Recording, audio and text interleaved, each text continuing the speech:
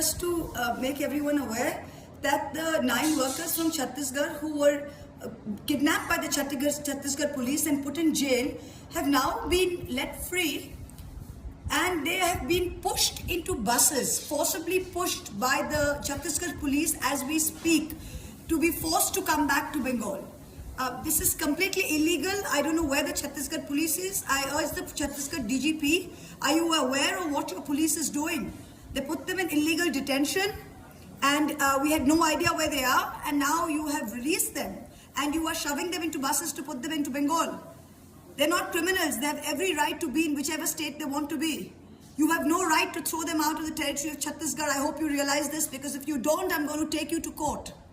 I hope you realize this. Bengal के लोगों को पश्चिम बंगाल में शरण देके बंगाल को बर्बाद करने का काम जो किए हैं टीएमसी के लोग, बस्तर को बर्बाद होने हम नहीं देंगे। माननीय सांसद जी से निवेदन है कि बस्तर ये संवेदनशील क्षेत्र है, इसलिए ऐसे लोगों की चिंता करने का जरूरत नहीं।